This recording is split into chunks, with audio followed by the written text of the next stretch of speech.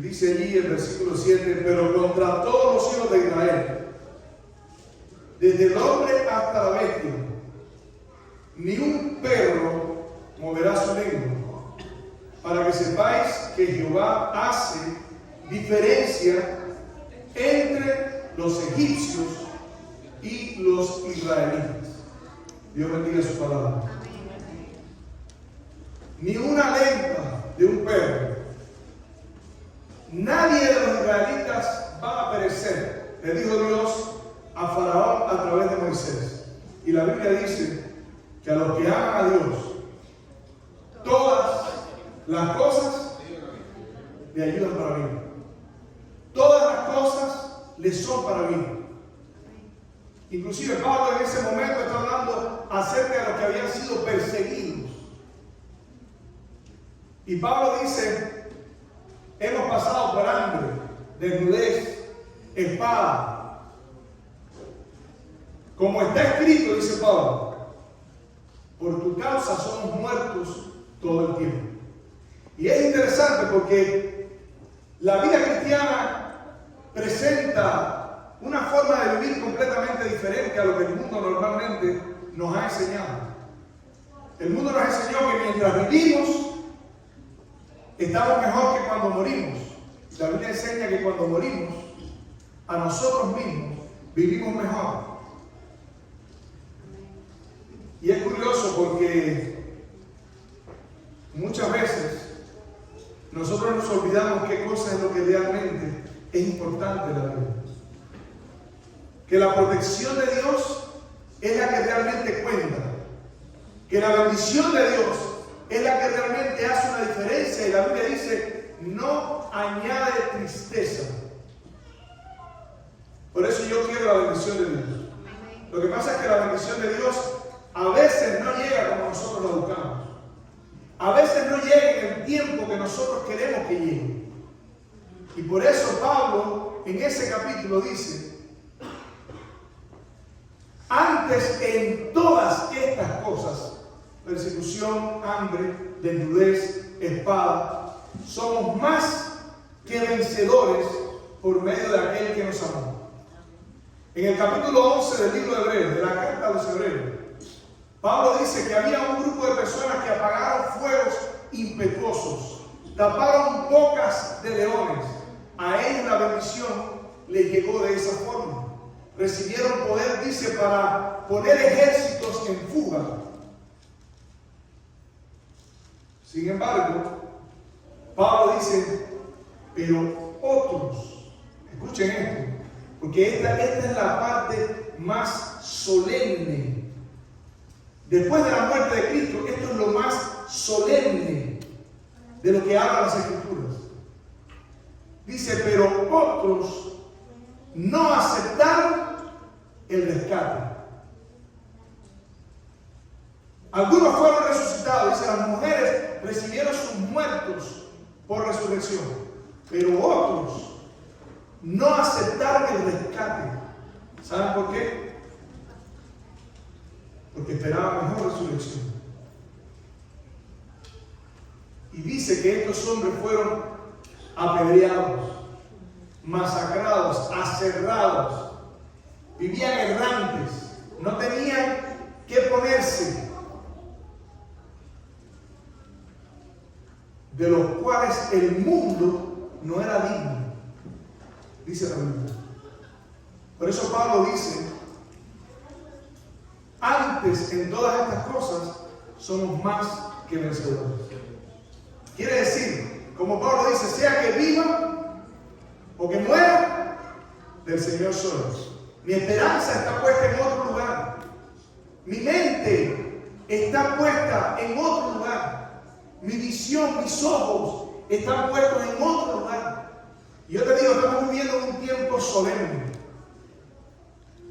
Y la última vez que estuve aquí, recuerdo que hay un momento en que estaba mencionando cosas tan impresionantes como lo que le pasó a Jesús en la cruz y hablando de su segunda venida, y de pronto pensé, puede ser que mientras yo hable estas cosas, y por eso es que lo quiero destacar, para si no te está sucediendo, que reaccionen.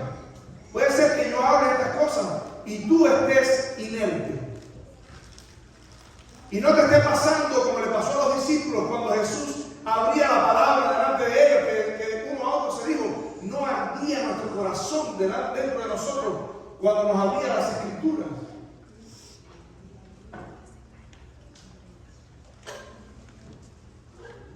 Si Dios es por nosotros, ¿quién contra nosotros? Eso es lo que enseña la Escritura. Ahora, el contexto de esto es la liberación del pueblo de Dios. Dios estaba sacando a su pueblo. Ahora, familia, yo quiero que ustedes entiendan, porque cada vez que leemos estas cosas, a veces no nos ubicamos realmente en lo que está pasando aquí. Hoy vivimos en una sociedad donde todos queremos ser iguales.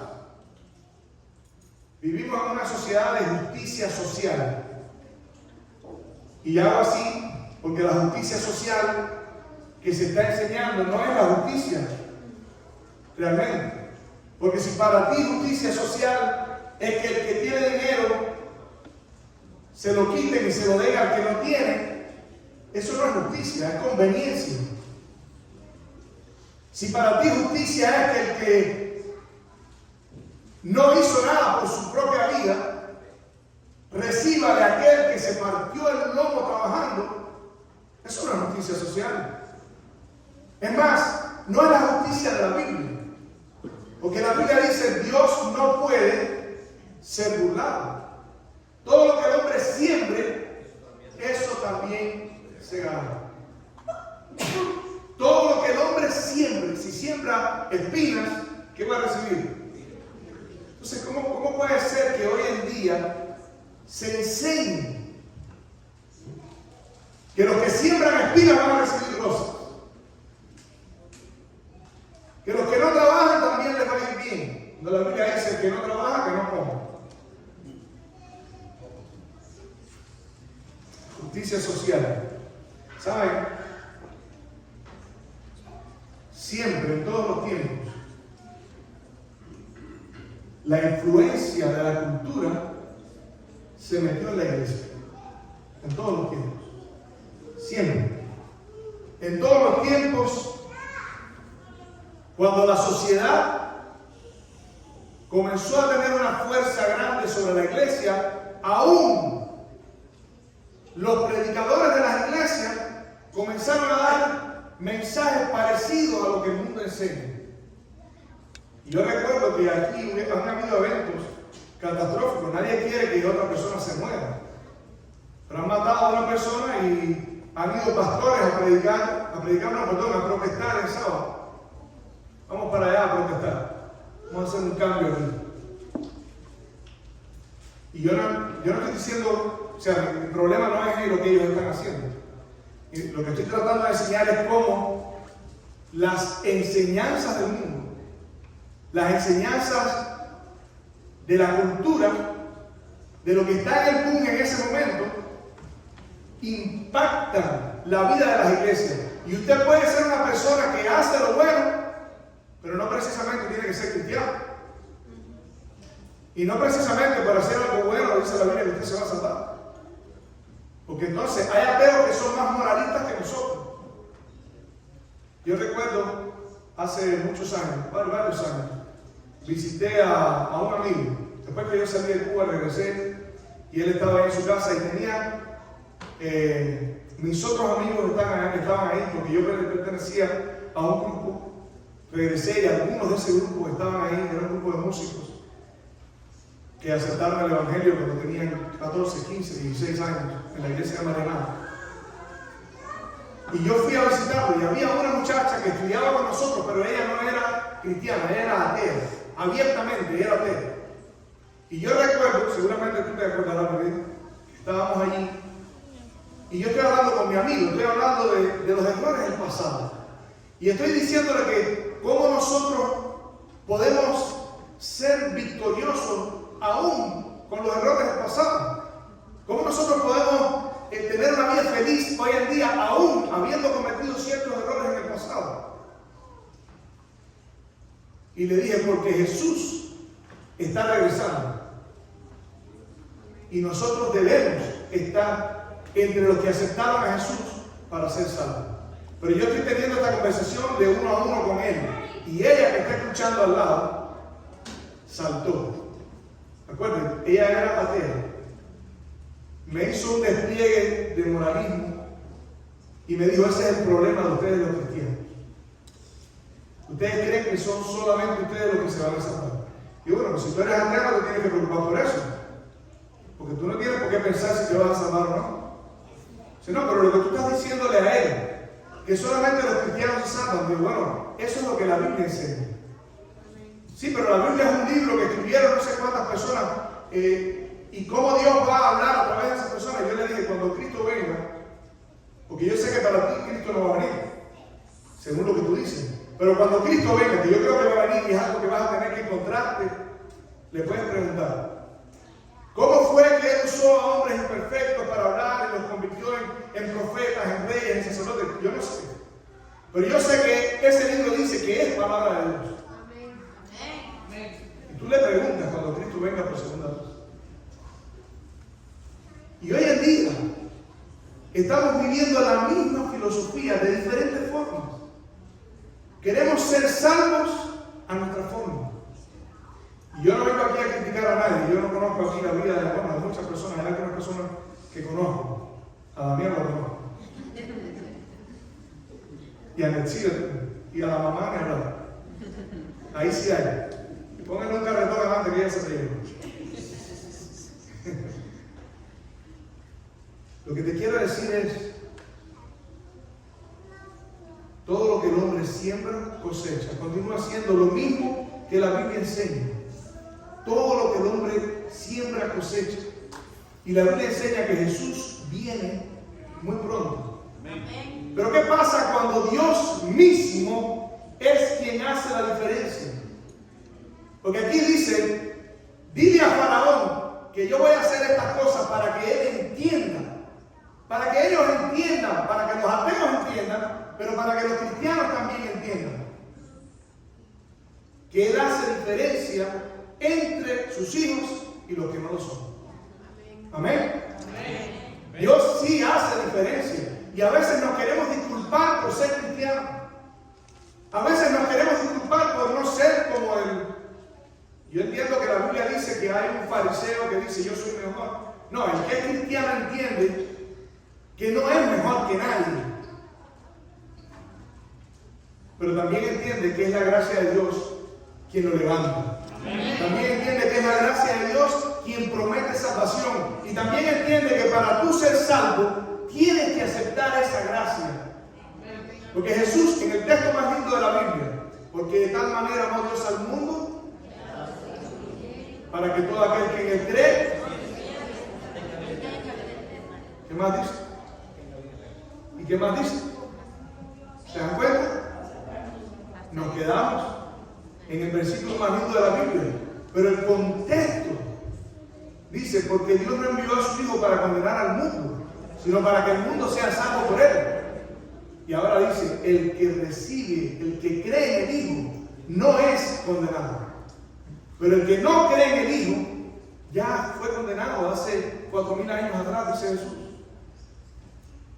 Porque lo que no entendemos a veces es que nosotros no tenemos el derecho de exigirle a Dios cómo funcionan las cosas. Dios es quien pone los parámetros. Y no te estoy diciendo que lo estés haciendo mal. Lo que te estoy diciendo es que la manera correcta de hacerlo está aquí, en este libro. Y Dios hace diferencia entre sus hijos y quienes no lo son. Sí la hace. ¿Que Dios no ama a los demás? No, claro que sí. La Biblia dice que Dios hace salir su sol sobre buenos y malos, sobre justos e injustos. La Biblia dice que Dios está buscando al pecador. Pero no somos hijos. Todos no somos hijos. Todos somos criaturas de Dios. Pero el término hijo representa a una persona que acepta que Dios sea su padre. Porque cuando él estaba discutiendo con los fariseos, dice, nosotros hijos de Abraham somos. Dice, no, ustedes son hijos del diablo. Y lo dijo Cristo. Entonces tú tienes que tomar la decisión de quién va a ser tu Padre? ¿Quién va a ser el que gobierna tu vida? Y Cristo mismo dice que cuando Él regrese va a haber trigo y cizaña. Van a haber cabritos y ovejas.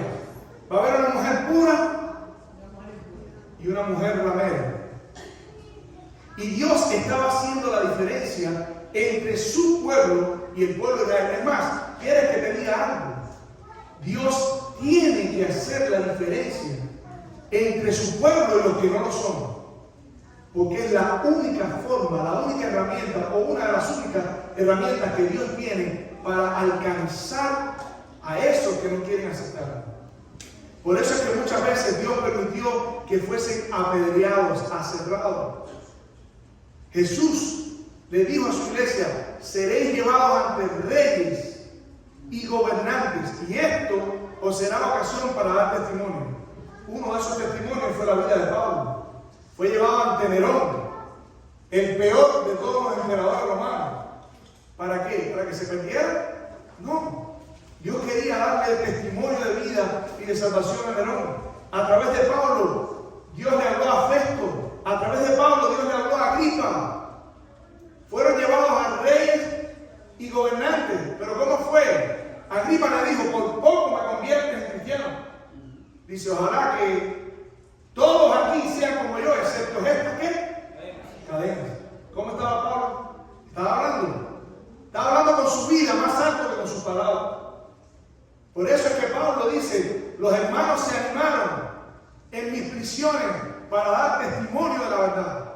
Y eso fue lo que impactó el mundo antiguo. No fue la predicación. Estudiando historia del cristianismo, pastor, los que estudiaban la historia del cristianismo, dice que ellos no se dedicaban a evangelizar. Ellos no se reunían para evangelizar. No se reunían para convertir al mundo. Ellos se reunían para partir el pan. ¿Sabe lo que convirtió al mundo? La exposición de su vida en el Coliseo Romano. Por eso Dios sí quiere hacer una diferencia entre sus hijos y los que no lo son. No es que sus hijos sean mejores, entiéndanme. Yo no estoy hablando aquí de que los cristianos sean mejores. Yo estoy diciendo que Dios quiere hacer una diferencia entre sus hijos y los que no lo son. Dios sí hace diferencia entre sus hijos y los que no lo son.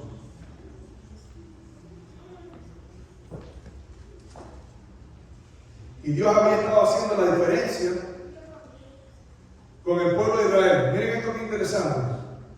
Cuando en el pueblo de Israel, cuando los egipcios tenían sangre en sus ríos, ¿qué tenía el pueblo de Dios? ¿Qué tenía? Agua. Cuando los egipcios estaban sufriendo bajo las plagas de ranas, de mosquitos y de piojos. No, de mosquitos no. De ranas, de moscas y de piojos. Y no podían dormir. ¿Usted cree que alguien puede dormir con ranas? ¿O alguien puede dormir con piojos? ¿O alguien puede dormir con moscas? No podían. Al otro lado se oían los ronquidos del pueblo de Dios, durmiendo en reposo, porque Dios hacía diferencia entre sus hijos y los que no lo eran. Cuando los israelitas tenían oscuridad, cuando el pueblo egipcio tenía oscuridad, ¿qué tenía el pueblo de Dios? Dice que había luz en todas sus cámaras. Y cuando en el pueblo egipcio había muerte, ¿qué era lo que había en el pueblo de Dios? Vida. Y ahí dice: ni la lengua de un perro. Ni la lengua de un perro. Ahora yo te pregunto, ¿hace Dios diferencia? Sí. ¿Sí o no? Sí. Claro que Dios hace diferencia. Amén. Y la diferencia, me dice el pastor, ¿saben cuál es? Las obras que hacían. No, es que ellos se portaban bien. No, yo no estoy hablando de esas obras. Estoy hablando de la fidelidad a lo que Dios pidió.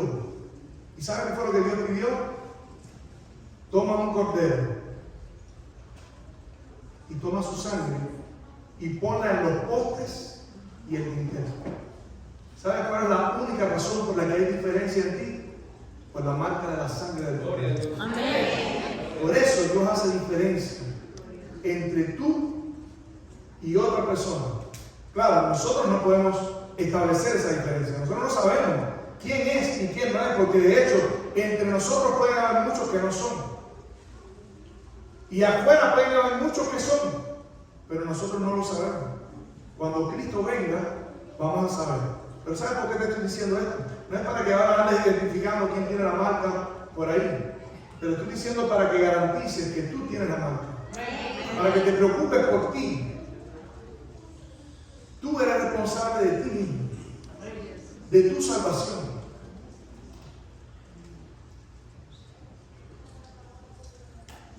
En el libro de Hebreos, la carta a los Hebreos, el capítulo 2 y el versículo 14. Hebreos 2, capítulo 14, versículo 14, dice allí: por cuanto los hijos participaron de carne y sangre, así también él participó de lo mismo, para destruir por medio de la muerte al que tenía el imperio de la muerte, esto es, al diablo, y librar a todos los que por el temor de la muerte estaban durante toda la vida sujetos a servidumbre. ¿Tú sabes lo que realmente está pasando aquí? Cuando tú escoges ser pueblo de Dios, cuando tú escoges vivir para Dios, no estás escogiendo pertenecer a una organización solamente. No estás escogiendo ser más bueno, ser más noble, aparentar más cosas, vestirte mejor, tener más prosperidad. No es eso lo que está pasando aquí.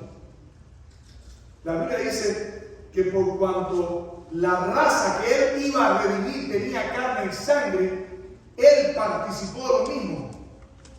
Se hizo hombre para redimir a los que eran esclavos de la muerte, a los que eran esclavos del imperio, el que tenía el imperio de la muerte y vivían en servidumbre. Esa es la diferencia que Dios quiere hacer. Dios quiere que dejes de ser esclavo. Eso es lo que Dios estaba haciendo con el pueblo. La sangre del Cordero, que representaba la sangre de Cristo, evitó que el ángel de la muerte destruyera al pueblo, que simboliza la muerte de los impíos en el tiempo final. Por cuanto los hijos participaron de carne y sangre, Jesús también tuvo que hacer una diferencia en su vida. Y a veces en la vida tenemos que hacer una diferencia. Dice que siendo en forma de Dios, no estimó el ser igual a Dios como cosa que aferrarse, sino que cosa. Se despojó a sí mismo, haciéndose semejante a los hombres. Y estando en la condición de hombre, ¿se hizo qué? Obediente hasta la muerte. Y muerte de cruz. Yo te pregunto, ¿hay alguna diferencia entre un trono y un pesebre? ¿Hay alguna diferencia entre la gloria de los ángeles y del universo y los mundos que Dios creó a las escupidas del pueblo de Israel? ¿Hay alguna diferencia entre la alabanza de los ángeles y la gritería de la tumba que decía crucifíqueme? Sí, había una tremenda diferencia. Pero Cristo estuvo dispuesto a hacer esa diferencia para que en ti pudiese haber también la diferencia de la sangre del Cordero en tu vida. Amén. Y escúchame, todos somos responsables de esto, yo me incluyo. Hebreos capítulo 2, versículo 1, dice por tanto. El Pablo está hablando de estas cosas y dice por tanto. Ok, ya que les dije esto, por favor entiendan. Es necesario que prestemos atención con más diligencia a las cosas que hemos hecho. No sea que nos deslicemos y perdamos la salvación. Yo te pregunto, ¿tu salvación está segura? ¿Sí o no? ¿Cómo? La salvación de todo el mundo fue garantizada en la cruz. Los que se pierden también. Ahora, tú eres salvo con toda seguridad. Si Cristo viene hoy, si Cristo viniese ahora mientras yo estoy predicando, ¿tú serías salvo? Y escúchame, familia, yo no estoy hablando aquí de una salvación por obra, porque tú eres mejor. No, mi pregunta es, ¿tú aceptaste a Cristo en tu vida de todo corazón? Esa es la diferencia.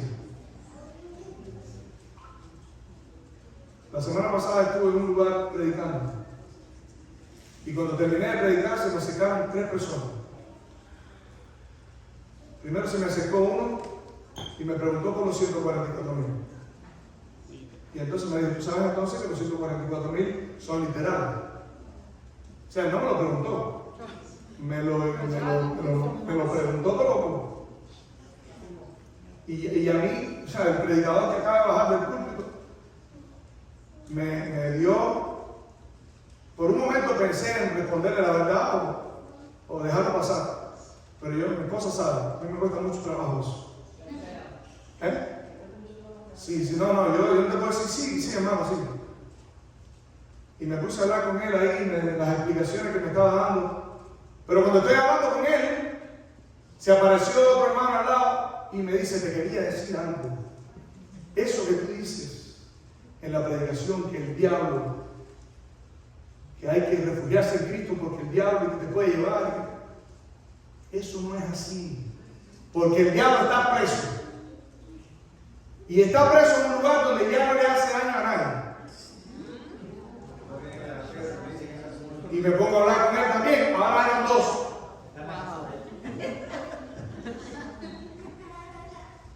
Y de pronto se viene acercando otra persona frente. Y ahí me quedé. Ya casi no podía. Mis parejas aquí también, ¿no? Hermano, es que todos nos vamos a salvar. Todos nos vamos a salvar. Y ahí estuvimos hablando. De hecho, esa persona es una persona que yo quiero y aprecio mucho. O sea, no estoy hablando más de él. Pero tiene esta, ¿sabes? Cuando esa doctrina salió, la primera vez que la escuché, ¿qué tiempo hace que pasó la pandemia? Eso fue en el 2020, ¿no? Hace 4 años y medio, yo escuché por primera vez esa doctrina. Y para mí fue tan extraño que yo todavía no entendía. O sea, hasta que empecé a investigar y me di cuenta de lo peligrosa que es esa doctrina. Porque en esa doctrina se enseña que todos somos iguales. Y el texto de Jesús que dice, he aquí yo vengo pronto, y mi galardón conmigo, para recompensar a cada uno según su obra, se perdió. Y hay un momento, esa conversación duró hasta el carro. Y mi esposa no lo sabe, ella no lo sabe, pero ella estaba parqueada atrás y él decía, quítame el carro, me voy. Y yo le dije, tú no te vas hasta que yo no te termine de decir eso. Y mi esposa no se va a mover de ahí, claro, ella tenía el vidrio cerrado, no escucha, si ella escuchaba, ella se mueve. Y yo le dije, yo lo que quiero que entiendas es esto. Si todo el mundo se va a salvar, ¿qué sentido tiene la predicación? ¿Qué sentido tiene que le hablemos a otros del Evangelio? ¿Qué sentido tiene la muerte de Cristo? Y ahí fue donde se trabó, hermano, cuando yo le pregunté, ¿qué pasó en la cruz? Porque ¿saben lo que pasó en la cruz? Y este es el golpe, el toque de muerte de esta persona. Literalmente es el toque de muerte y de perdición de esta persona. Porque cuando tú haces esa pregunta, ellos tienen que responder, ¿tiene razón o tienen que negar a Cristo? Y ya yo hice la pregunta, ¿qué pasó en la cruz? ¿Estaba Cristo pagando la penalidad del pecado? ¿Sí o no? No. Cristo no estaba pagando la penalidad del pecado para ellos. Para mí sí. Y para la Biblia también. Y si Cristo estaba pagando la penalidad del pecado, ¿quién le estaba exigiendo la penalidad del pecado? Dios. Entonces, Dios castiga. Entonces Dios hace justicia sobre los malos. Entonces ellos ven Dios hace justicia sobre los malos. Ellos no ven Dios liberta a su pueblo. Y para libertarlos tienen que justiciar a los malos. Que además tuvieron tiempo, dice la Biblia, que Dios le dijo a Abraham, 430 años Dios le dio en ese pueblo. Ahí estaba el testimonio haciendo la diferencia el pueblo de Dios, y ellos sabían que ellos eran temerosos del Dios de Israel. Y le dije, pero, y esto es lo que quiero que se les quede, si no es como tú dices, y es como yo creo que la Biblia enseña, entonces eso encaja perfectamente en el perfil del engaño final, que dice, justo en el momento en que más tenemos que estar buscando a Dios, justo en el momento en que más tenemos que estar predicando el Evangelio, justo en el momento en que más tenemos que asegurarnos nosotros mismos de nuestra salvación con temor y temblor, no te preocupes, tranquilo, tómate tus vacaciones. Por eso la Biblia dice, por cuanto no recibieron el amor de la verdad en sus corazones, Dios les envía un poder engañoso a fin de que crean a la mentira, sean engañados, sean condenados y se pierdan todos los que no creyeron. Y yo le dije, ojalá Dios invente una forma de salvar a todo el mundo. A mí no me importa lo que hizo Hitler. A mí no me importa lo que hizo todas esas personas malas. Si Dios pudiese encontrar una forma de salvarlo, eso es un problema de Dios. A mí yo no tengo por qué pelear por eso. Si Dios en su poder, en su misericordia y en su gracia quisiera salvarlo, yo no estoy en contra de eso. Pero lo que yo no puedo hacer es decir lo que la Biblia no dice. Porque vivo en una sociedad que enseña que todos somos iguales, que enseña que todos tenemos los mismos, bueno, sí, todos tenemos los mismos derechos, pero no todos tenemos las mismas consecuencias de las cosas que hacemos. Y eso se ha traspolado a la iglesia. Hemos encontrado una línea nueva que quiere actualizar el Evangelio. El Evangelio no necesita ser actualizado. El Evangelio no necesita cambio. Cuando tú predicas y las personas te siguen por multitudes y se te acaba lo que estás predicando, no inventes, regresa al ABC de las Escrituras. Porque la Escritura es suficiente. Amén. Y Jesús dice, he aquí viene la hora en que los que están en los sepulcros, ¿qué cosa? Oirán la voz del Hijo de Dios. Y los que escuchen, o yo diría, y cuando la escuchen, unos resucitarán, dice Jesús, para vida eterna, y otros para perdición. Y Daniel dice para vergüenza y confusión perpetua. Y Pablo dice que los que se salvan, dice, los que perseverando en bien hacer, buscan gloria, honra e inmortalidad. Los que no, vergüenza y confusión perpetua. Entonces hay personas que a veces vienen a la iglesia a escuchar cómo es que ellos están bien en lo que están haciendo. ¿Saben a qué yo vengo a la iglesia? Yo vengo a la iglesia a saber cómo puedo salvarme. Y yo te quiero decir, en esta mañana, tarde, ¿qué hora es? Tarde ya. Cristo está a las puertas. Cristo quiere salvarte. Cristo te va a salvar a menos que tú te resistas tanto que no se lo permitas. Lo que Dios está haciendo para salvar a la raza no se puede calcular. Todo está sobre la mesa. El cielo se jugó todo. Yo tengo amigos que conozco que me dicen, me voy a ganar la lotería y ese día me voy a ir a Las Vegas y me voy a jugar todo una sola jugada. Jugando, no chiste, ni se van a ganar la lotería, ni mucho menos si se la ganan, la van a jugar todas. Pero ese concepto, quiero traspolártelo aquí. Dios se jugó todo. Y lo hizo por ti. Amén. Cristo hizo lo máximo que se podía hacer y lo hizo por ti. Eso significa que Dios quiere salvarte. Eso significa que tú puedes salvarte. Eso significa que tú puedes además recibir poder y debes recibir poder para vencer en tu vida. Te caes, levantas, te caes, levantas, te caes. ¿Hasta cuántas veces? La Biblia dice 7 veces cae el justo, pero no quedará postrado. ¿Por qué? Porque Dios lo levanta. Él es quien te levanta. Y tú puedes tener la seguridad y la garantía de que Dios va a hacer la diferencia en tu vida si tú le das la oportunidad. El apóstol Pablo le dice a Timoteo: pelea la buena batalla.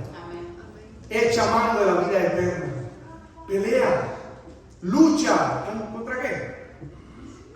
Contra ti mismo. Contra las potestades de las tinieblas, dice Pablo en Efesios. No te preocupes tanto por el otro que está al lado. Preocúpate por ti. Pelea por ti. Lucha por ti. Porque a veces en nombre de los demás estamos dejando de pelear nuestras propias peleas. Y tenemos que pelear hasta que muramos. ¿Cómo que muramos? ¿Este es terrorista? No. La Biblia dice, Romanos capítulo 6, el que ha muerto ha sido perdonado de sus pecados. Y Pablo dice, yo muero cada día. Con Cristo estoy juntamente crucificado. Y ya no vivo yo. ¿Quién vive? Cristo vive en mí. Ahora te quiero decir una cosa más. En esa lucha, fíjate, yo no soy un predicador común. Mis temas son más. Estoy hablando y quiero hablarte en esta noche. Es casi seguro que aquí hay personas que se cansaron de luchar. Se cansaron de luchar contra sí mismos, contra sus defectos. En esta semana hay un hermano que me estaba hablando conmigo y me dice que había otro hermano que es un líder de iglesia, que es una persona a quien nosotros apreciamos mucho y respetamos mucho, y le dijo, yo tengo 74 años, creo que tiene, y todavía a veces me sale ese carácter que yo no sé, y el hermano le dice, no digas eso. No digas eso porque cualquiera que te escuche, entonces, y yo lo estoy diciendo públicamente, cualquiera que te escuche va a decir, mira eso, si el hermano que lleva 70 años en la iglesia todavía no ha vencido sus problemas de carácter, ¿qué queda para mí? Mejor me voy de aquí.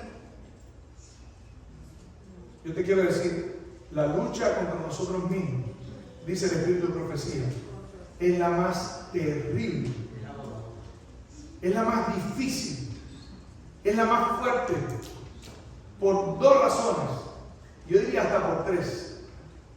Primero, porque nuestro pasado nos atormenta. Hemos caído en cada cosa. Hemos hecho cada cosa que solamente el amor y el perdón de Dios nos puede perdonar. Que solamente el amor y el perdón de Dios nos puede convencer de que hemos sido perdonados. Entonces, esa es tu primera tarea. Tienes que dejarte convencer por el Espíritu Santo de que Dios te ha perdonado. Eso es fundamental. Si tú no entiendes que Dios quiere perdonarte, que Dios te perdona, que cuando tú le pides perdón, Dios te perdona. Piensa, si Él sigue haciendo salir su sol sobre buenos y malos, tú que estás en su iglesia, que estás buscando, tú no viniste por casualidad. Dios te trajo aquí para escuchar lo que yo te estoy diciendo. Y te trae cada fin de semana. Tú no vienes porque quieres. Lo otro es el presente. La lucha con el presente es terrible. Es terrible porque lo que para nosotros era pasado es nuestra realidad diaria. Seguimos cayendo en lo mismo. Pelea. Dice, para los que perseverando en bien hacer, buscan gloria, honra e inmortalidad. Amén. Por haberse multiplicado la maldad, el amor de muchos se enfriará. Y está hablando de la iglesia, no está hablando del mundo. Nosotros lo aplicamos al mundo, pero está hablando de la iglesia. Si tu amor se enfrió, si tu primer amor, como la iglesia de Éfeso, se si me toca de pena, creo que es peor, porque eso me emociona y no termino. Como la iglesia de Éfeso, Dios le dijo: has perdido tu primer amor. ¿Y saben lo que hacía esa iglesia? Esa iglesia predicaba, peleaba, luchaba. Era impresionante. Cuando usted ve la descripción, parece que Dios no le va a decir nada. Pero Jesús le dice: pero tengo algo contra ti, que has perdido tu primer amor. ¿Cómo alguien puede estar predicando el evangelio, luchando, haciendo todo lo que puede por alcanzar a otro y haber perdido el primer amor? La lucha diaria contra nosotros mismos es terrible. Pero no te cansas. Sigue perseverando. Porque el que empezó en ti la buena obra, la perfeccionará hasta el día de Jesucristo. Y el otro elemento es el futuro. El pasado, el presente y el futuro nos delimitan. Porque lo que tú piensas, la última vez que estuve aquí le hablé a los jóvenes sobre esto, lo que tú piensas, tu mente lo asimila como que es verdad. Aún tú sabiendo que es un pensamiento, lo que pasa por tu mente, tu cuerpo reacciona inevitablemente a eso. Y cuando tú piensas que te puedes perder, te debilitas. Por eso la Biblia dice que los que esperan en Él, los que confían en Él, los que perseveran en Él, no serán avergonzados. Y Jesús te dice: buscadme y viviréis. Buscadme y viviréis. Y quiero leer para terminar un pasaje que está en Malaquías, capítulo 3, versículo 13. Dice allí a las personas que están luchando contra el pecado, a las personas que a veces piensan que ya sí no hay más esperanza para ellos mismos. Dice: vuestras palabras contra mí han sido violentas, dice Jehová. Dijisteis: ¿qué hemos hablado contra ti? Y habéis dicho: por demás es servir a Dios. ¿Qué aprovecha que guardemos su ley y que andemos afligidos en su presencia? Decimos pues ahora: bienaventurados son los soberbios y los que hacen impiedad. No solo son prosperados, sino que tentaron a Dios y escaparon. A veces es más difícil cuando tú ves que tus malos les va mejor que a ti. Y no eres tú la única persona que tiembla cuando eso pasa. Al rey David le pasó también. Al pueblo de Israel le pasó también. Tenemos que perseverar aunque estemos solos. Tenemos que perseverar aunque los de afuera prosperen y nosotros no. Tenemos que perseverar aunque los hermanos de la iglesia vivan de otra forma que como enseñan las Escrituras. Porque cuando tú vences en lo más secreto de tu corazón y tú crees que nadie lo vio, dice el versículo 16: entonces los que temían a Jehová hablaban cada uno a sus compañeros, y Jehová escuchó y oyó, y fue escrito. ¿Qué fue escrito? Un libro de memoria delante de Él para los que piensan en su nombre. Y serán para mí, ¿qué cosa? Especial tesoro, ha dicho Jehová de los ejércitos, en el día en que yo actúe y los perdonaré, como el hombre que perdona a su hijo que le sirve. Entonces, escuchen esto, a ver si se acuerdan de algo que hemos estado diciendo. Entonces os volveréis y discerniréis, ¿qué cosa? La diferencia entre el justo y el malo, entre el que sirve a Dios y el que no le sirve. Ahí es donde se va a ver la diferencia. Aún cuando estemos solos, cuando pensamos que nadie nos ve, esas decisiones que tú tomas para vencer el pecado que gobierna tu vida muchas veces, Dios tiene un libro donde está anotado cada una de esas cosas, cada una de tus victorias, cada una de las cosas que venciste en silencio. Porque Dios te ama. Y tú eres su especial tesoro. Y Dios va a librar a su pueblo. Su pueblo que está aquí, pero también está entre Babilonia. Porque dice, salid en medio de ella, pueblo mío. Que Dios te bendiga en este momento. Y ojalá que entiendas que Dios sí hace una diferencia. Pero es una diferencia para la salvación. Y que todos tenemos la responsabilidad de hacer nuestra parte para vencer, para que cuando Jesús regrese por segunda vez, podamos estar entre esa multitud que dice, ¿qué cosa? He aquí, este es nuestro Dios. Le hemos esperado y le hemos amado. Y Dios te bendiga.